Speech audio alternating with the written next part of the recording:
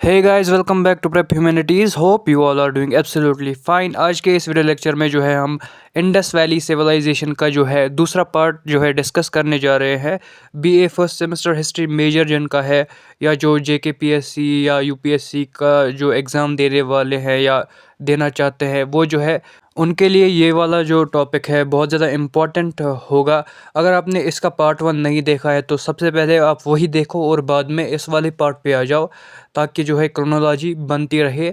और पिछले लेक्चर में हमने देखा कि इंडस वैली सिविलाइजेशन क्या है, और उसके हमने जो है 3 फेजेस देखे: अर्ली फेज़, मैच्योर फेज़ और लेटर फेज़। आज के इस वीडियो लेक्चर में हम देखने जा रहे हैं कि इंडस वैली सिविलाइजेशन जो है वो कैसे डिक्लाइन हो गई, और हम देखेंगे features of Indus valley civilization. So चलिए बिना किसी देरी के आज का वीडियो लेक्चर जो है स्टार्ट करते हैं। Decline of Indus valley civilization. So जो ये डिक्लाइन हुआ है इंडस वैली सिविलाइजेशन का, ये जो है बहुत ज़्यादा चीज़ों से जो है इन्फ्लुएंसड था, जैसे कि combination of environmental, ecological, hydrological, economic factors. So इसमें सिर्फ और सिर्फ एक ही फैक्टर जो है इन्वॉल्व नहीं था।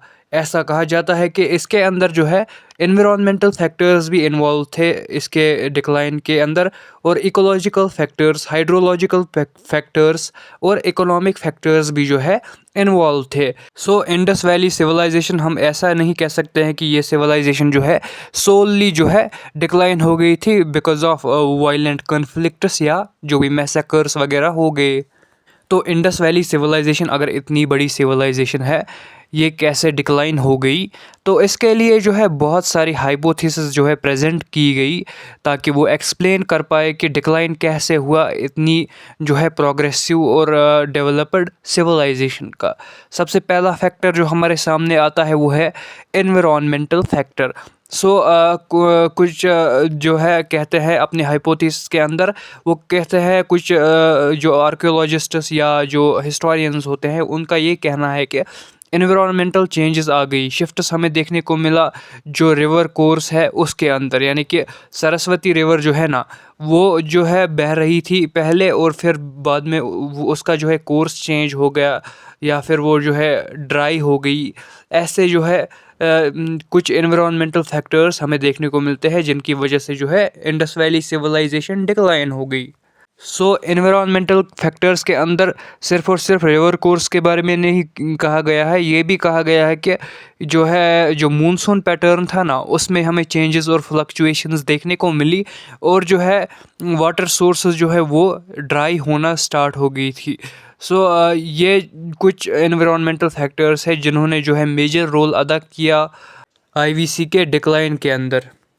सो जो ये एनवायरनमेंटल चेंजेस हमें देखने को मिले, उनकी वजह से जो है हमें जो है आईवीसी के अंदर देखने को मिलता है फूड शॉर्टेज हो गई होगी, जो है एग्रीकल्चरल प्रोडक्टिविटी जो है वो ख़त्म हो गई होगी, कम हो गई होगी, डिक्रीज़ हो गई होगी, और इसकी वजह से जो है वहाँ की जो रहने वाली पॉपुलेशन होगी, लोकल्स होंगे, उनको जो है छोड़ना पड़ा होगा अपने जो अर्बन सेंटर्स थे इंडस वैली सिविलाइजेशंस के। वो दूसरा रीज़न जो दिया जाता है इंडस वैली सिविलाइजेशन के डिक्लाइन के मुतालिक, वो है इकोलॉजिकल डिग्रेडेशन। सो क्या कहा जाता है, इकोलॉजिकल डिग्रेडेशन जो है उसने इम्पॉर्टेंट रोल अदा किया है इसके डिक्लाइन के लिए।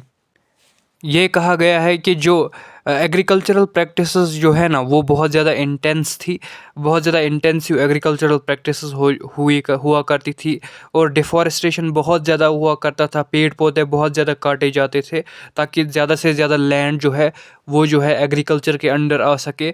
ओवर एक्सप्लॉयटेशन होने लगा था नेचुरल रिसोर्सेज का, जिससे जो है फिर बाद में जो है इकोलॉजिकल डिग्रेडेशन हुआ, और फिर इंडस वैली रीजन के अंदर जो है हमें बहुत ज़्यादा सॉइल एरोजन, सैलिनेशन जो है एग्रीकल्चरल लैंड्स का, और जो है फ्रेश वाटर सोर्सेज का डिप्लेशन देखने को मिला। सो ये जो प्रॉब्लम्स हुआ करती थी ना, इनकी वजह से जो है पब्लिक के अंदर जो है इनसिक्योरिटी और सोसाइटल स्ट्रेस जो है बढ़ गया होगा, और उसी वजह से जो है फिर बाद में इन लोगों को जो है ये जगहें छोड़नी पड़ी होंगी। सो जो नेक्स्ट फैक्टर रिस्पॉन्सिबल हो सकता है decline of Indus valley civilization के, वो बताया जाता है हाइड्रोलॉजिकल चेंजेस को। सो ये कहा जाता है कि हाइड्रोलॉजी जो है ना रीजन की, वो उसमें जो है चेंजेस हमें देखने को मिले। हाइड्रोलॉजी मतलब जो भी पानी का बहाव या पानी का वाटर सिस्टम या रिवर सिस्टम्स वगैरह होते हैं। क्या बताया जाता है, जो अल्टरेशंस आई होंगी रिवर कोर्स के अंदर, इसके साथ साथ जो है पीरियोडिक फ्लडिंग भी जो है हो सकती है, जो हुई होगी सेटलमेंट्स के अंदर।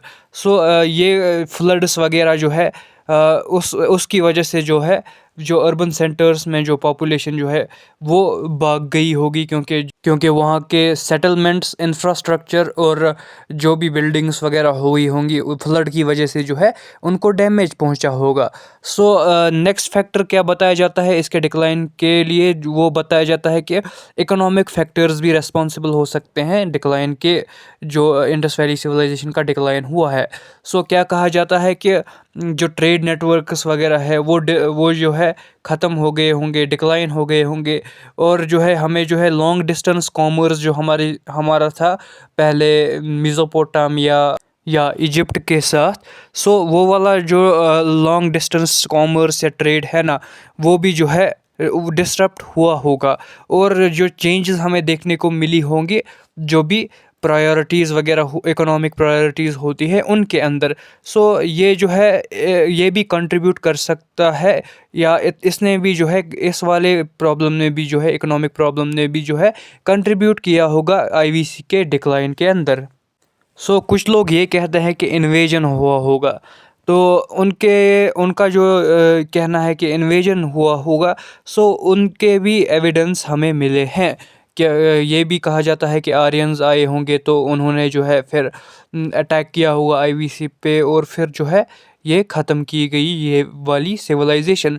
लेकिन हमें जो है कुछ ही जो है 2 या 3 आर्कियोलॉजिकल साइट्स है, वहाँ पर जो है हमें जो है कन्फ्लिक्ट्स या इन्वेजन्स जो है उनके जो है थोड़े बहुत एविडेंसेस मिलते हैं, और हमें मेजर सेंटर्स के अंदर जो है ये सब चीज़ें देखने को नहीं मिली है।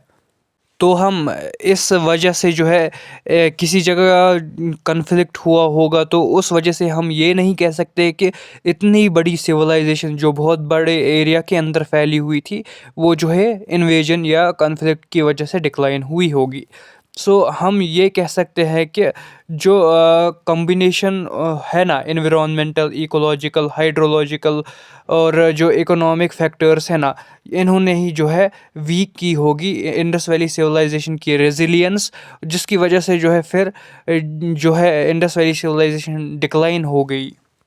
Now let's move ahead and see what are the features, what are the characteristics और nature of Indus valley civilization. तो क्या क्या इम्पोर्टेंट फीचर्स हमें देखने को मिलते हैं इस सिविलाइजेशन के। सबसे पहला जो फीचर हमें देखने को मिलता है वो है टाउन प्लानिंग के अंदर। इनकी जो टाउन प्लानिंग थी ना, वो अर्बन थी। तो अर्बन टाउन प्लानिंग हमें देखने को मिलती है, जो बड़ी बड़ी सिटीज़ और बड़े बड़े सेंटर्स जो है बनाए गए, जैसे कि हड़प्पा, मोहनजोदड़ो, धोलावीरा, लोथल, कालीबंगा। ये जो है ना, ये बड़ी बड़ी सिटीज़ बनाई गई और इनके अंदर जो है प्रॉपर टाउन प्लानिंग की गई थी। इन मेजर सिटीज़ के अंदर हमें जो है ग्रिड लेआउट देखने को मिलता है, यानी कि जो स्ट्रीट्स वगैरह होती है ना, वो एक दूसरे को जो है राइट एंगल पर जो है कट करती है, यानी कि बिल्कुल 90 डिग्री वाले रास्ते हमें देखने को मिलते हैं। हमें जो है इन टाउन्स के अंदर जो है एक प्रॉपर ड्रेनेज सिस्टम देखने को मिलता है। प्रॉपर तरीके से जो है नालियाँ बिछाई गई होती है स्ट्रीट्स के अलोंग, और उनको जो है कवर भी किया गया होता है विद ब्रिक्स। इन सभी मेजर सेंटर्स या जो भी बड़ी बड़ी सिटीज़ है, मोहनजोदड़ो, लोथल, धोलावीरा या कालीबंगा, ये वाली हड़प्पा, ये वाली जो मेजर साइट्स है ना, इनके अंदर जो है हमें एक और ये जो 2 पार्ट्स में जो है बटी हुई होती थी। एक था लोअर टाउन और दूसरा था जो जिसे हम कहते हैं अपर टाउन, या हम स्टेडल भी उसे कहते हैं। स्टेडल के अंदर जो है हमें देखने को मिला है वहाँ पर पब्लिक बाथ हमें देखने को मिला है। ग्रेट बाथ जिसे हम कहते हैं, वो एक स्विमिंग पूल की तरह है, किस किस स्टेडल में हमें देखने को मिला है, जो मोहनजोदारो साइट है ना, वहाँ पर जो स्टेडल है ना, उसके अंदर हमें देखने को मिला है पब्लिक बाथ के लिए जो ग्रेट बाथ बनाया गया है।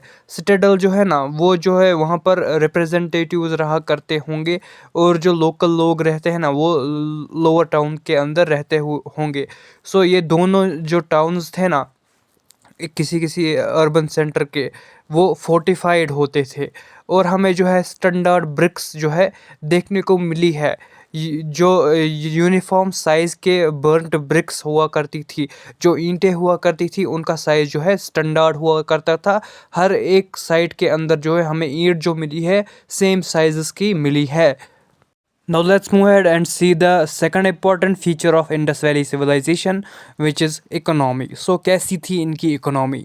सबसे पहले अगर हम देखें इकोनॉमी के अंदर एग्रीकल्चरल सेक्टर कैसा हुआ करता था आईवीसी का। सो वहाँ पर जो है वीट उगाया जाता था, बार्ले उगाया जाता था, कॉटन, पीज एंड राइस भी उगाए जाते थे। इरिगेशन टेक्निक्स जो है ना, वो भी बहुत ज़्यादा एडवांस्ड हुआ करती थी, और जो है ये हल का भी यूज़ किया करते थे। सो अगर हम देखें इकोनॉमी के अंदर के ट्रेड कैसा हुआ करता था इनका, सो ये इंटरनल ट्रेड भी करते थे और एक्सटर्नल ट्रेड भी करते थे। सो इंटरनल ट्रेड के अंदर ये जो है बीड मेकिंग किया करते थे, फिर उन्हीं को भेजा करते थे। शेल्स वगैरह जो है ये उनसे भी जो है बीड मेकिंग किया करते थे, और शेल्स को भी वैसे भी बेच दिया करते थे, और मेटल्स भी बेचा करते थे। सो ये जो इंटरनल ट्रेड हुआ करता था ना, ये इन्हीं अर्बन सेंटर्स के अंदर हुआ करता था, इन्हीं के बीच हुआ करता था, जैसे कि हड़प्पा हो या लोथल हो या फिर जो मोहनजोदारो है। इन साइट्स का जो है आपस में ट्रेड हुआ करता था, उसे हम इंटरनल ट्रेड कहते हैं। सो एक्सटर्नल ट्रेड जो है ना, वो सब कॉन्टिनेंट के जो है पार हुआ करता था, जैसे कि मेसोपोटामियन सिविलाइजेशन जो है ना, उसके साथ भी जो है इनके ट्रेड लिंक्स थे। उसका एविडेंस जो है ना, वो हमें मिलता है वहाँ की जो सील्स हमें पाई जाती हम पाते हैं मेसोपोटामिया के अंदर, हड़प्पन सील्स। सो इसके साथ साथ जो है मेसोपोटामियन स्क्रिप्चर्स के अंदर जो है ना, आईवीसी का जिक्र किया गया है। सो वहाँ पर क्या नाम दिया गया है इसको आईवीसी को, इसको नाम दिया गया है मेल्यूहा। सो अगर हम बात करें क्राफ्ट्स वगैरह कैसे हुआ करते थे इकोनॉमी की जब बात आती है, तो हम देखते हैं कि पोट्री जो है वो बहुत ज़्यादा बनती थी, और बीड मेकिंग हमें देखने को मिलती है, और मालें जिसे हम कहते हैं, और सील्स जो है सील कार्विंग्स हमें देखने को मिलती है। मेटलर्जी भी बहुत ज़्यादा जो है एडवांस्ड थी उस वक्त के हिसाब से। अगर हम देखें तो कॉपर, ब्रोंज़ जो है उनको जो है मिलाया जाता था, और उनका जो एलॉय वगैरह होता था, उनसे जो है चीज़ें बनाई जाती थी। लॉस वैक्स टेक्निक जो है ना, उनका यूज़ करते हुए भी जो है मूर्तियाँ हमें मिली हैं जो बनाई गई है। So the third feature is society. So society कैसी हुआ करती थी आईवीसी की? सो कैसा नेचर हुआ करता था सोसाइटी का, आईवीसी की सोसाइटी का? सो हमें जो है क्लास स्ट्रक्चर देखने को मिलता है आईवीसी के अंदर, अपर एंड लोअर क्लास, क्योंकि जो सेटलमेंट था ना, वो डिवाइड हुआ करता था दो पार्ट्स के अंदर। एक को कहा जाता था लोअर टाउन, और दूसरे को कहा जाता था जो थोड़ा बहुत उससे ऊंचाई पे जो है बनाया गया होता था, उसे कहा जाता था स्टेडल। सो ये जो दो पार्ट्स में डिवाइड किया जाता था एक सेटलमेंट को या एक टाउन को, तो उससे हम अंदाज़ा लगा सकते हैं कि वहाँ पर जो है क्लास स्ट्रक्चर जो है बन चुका था। सो ऑक्यूपेशन जो इस सोसाइटी के अंदर हमें देखने को मिलता है, फार्मर्स हमें देखने को मिलते हैं, ट्रेडर्स हमें देखने को मिलते हैं, आर्टिजन्स और प्रीस्ट्स भी हमें देखने को मिलते हैं। स्क्रिप्ट क्या यूज़ की जाती थी? सो स्क्रिप्ट थी इस सिविलाइजेशन की, यानी कि वो जो है लिखा करते थे, लेकिन उन्होंने अभी तक जो भी लिखा है ना, उसको डिसाइफर नहीं किया गया है। सो ये जो स्क्रिप्ट थी ना, ये पिक्टोग्राफिकल स्क्रिप्ट थी, और इसे जो है राइट टू लेफ़्ट लिखा जाता था। सो रिलीजन जो इस सोसाइटी के अंदर हमें देखने को मिलता है, मदर गॉडेस जो है ना, और जो पशुपति है ना, पशुपति लाइक फिगर्स हमें देखने को मिले हैं सील्स के अंदर, और जो है मूर्तियों के अंदर। ये कहा जाता है कि ये जो है वर्शिप करते थे मदर गॉडेस की, और जो है पशुपति की जो है ये जो है पूजा किया करते थे, जिसे जो है लिंक किया जाता है पशुपति को प्रोटोसिवा से। सो नेचर वर्शिप भी हमें देखने को मिलता है, ट्रीज़, एनिमल्स वगैरह इनकी भी वर्शिप की जाती थी। सो हमें देखने को मिलता है कि टेम्पल्स जो है ना वो एब्सेंट थे, यानी कि टेम्पल्स वगैरह जो है ना वो नहीं बनाए जाते थे इस सिविलाइजेशन के अंदर। सो रिलीजियस स्ट्रक्चर्स जो है ना वो भी जो है एब्सेंट हमें देखने को मिले, यानी कि उतने कठोर रूल्स एंड रेगुलेशंस नहीं थे रिलीजन को लेके। चलिए अब देखते हैं फोर्थ इम्पॉर्टेंट फीचर आईवीसी का, जो है art and culture. So art and culture के अंदर हमें क्या क्या देखने को मिलता है। स्कल्पचर्स बनाए गए थे इस जो है सिविलाइजेशन के द्वारा, जैसे कि डांसिंग गर्ल वो बनाई गई थी ब्रॉन्ज की, और प्रीस्ट किंग जो है ना वो बनाया गया था लाइमस्टोन का। सो पोट्री हमें देखने को मिलती है इसके आर्ट एंड कल्चर के अंदर, जो थी ब्लैक एंड रेड वियर। सो ये जो पोट्री थी ना, इसको जो है इसके अंदर हमें जो है जियोमेट्रिक पैटर्न्स भी देखने को मिले हैं, यानी कि मिसाल के तौर पर अगर पोट्री के द्वारा जो है जार बनाया गया है, उसके ऊपर जो है ब्लैक एंड रेड पेंट किया जाता था, और उसके बाद जो है उसके ऊपर जो है जियोमेट्रिकल फिगर्स भी बनाए जाते थे, ताकि ये जो है डेकोरेट भी अच्छे से हो सके। सील्स हमें देखने को मिलती है, एनिमल मोटिफ्स जो है यूनिकॉर्न, बुल, एलिफेंट और भी बहुत सारे एनिमल्स जो है ना उनके मोटिफ्स हमें देखने को मिलते हैं, जो बनाए गए थे सील्स के ऊपर और इंस्क्रिप्शंस के ऊपर भी। सो ज्वेलरी जो यूज़ करते थे ये सोसाइटी, वो ये थी कि वो गोल्ड यूज़ किया करते थे, उससे बनी हुई ज्वेलरी, सिल्वर से बनी हुई, और सेमी प्रेशियस स्टोन्स जो है ना वो भी एक फेमस ज्वेलरी थी वहाँ पे, जैसे कि लैपिस lazuli एक काइंड का जो है सेमी प्रेशियस स्टोन हुआ करता था, जो अफ़गानिस्तान से लाया जाता था। Fifth important feature of Indus valley civilization is technology. So क्या टेक्नोलॉजी यूज़ किया करते थे आईवीसी वाले, वो करते थे यूज़ जो कॉपर एंड ब्रोंज़ है ना उससे बनाए हुए टूल्स का जो है यूज़ किया जाता था, और कुछ इनोवेशंस भी हमें देखने को मिली इस वाले सिविलाइजेशन के अंदर, जैसे कि हमें जो है वेट्स जो है ना और जो मेजर्स वगैरह जो है ना वो स्टैंडर्ड जो है देखने को मिले, उनकी ईजाद हमें देखने को मिली, यानी कि अब जो है कोई भी चीज़ तोली जा सकती थी तराजू के अंदर। सो कुछ एडवांस डॉकयार्ड्स हमें देखने को मिलते हैं लोथल के अंदर, यानी कि वो जो है एक पोर्ट की तरह जो है यूज़ किया जाता होगा। सो मैरीटाइम एक्टिविटीज़ के लिए भी वो यूज़ किया जाता होगा। तो आज के इस लेक्चर में हमने देखा कि इंडस वैली सिविलाइजेशन कैसे डिक्लाइन हो गई, और हमने जो है फीचर्स, इंपॉर्टेंट फीचर्स देखे इंडस वैली सिविलाइजेशन के। इससे पहले के लेक्चर वीडियो में हमने देखा था इंडस वैली सिविलाइजेशन क्या है, कितना जो है इसका एक्सटेंशन है, और वो जो है कितने फेजेस में जो है बटी हुई है। जो हमने देखा था early phase, mature phase, later phase हमने देखा। तो this was all about today's session. उम्मीद है आपको हमारा जो ये सेशन है वो पसंद आया होगा। Thank you so much for watching this video till the end best of luck for your exams.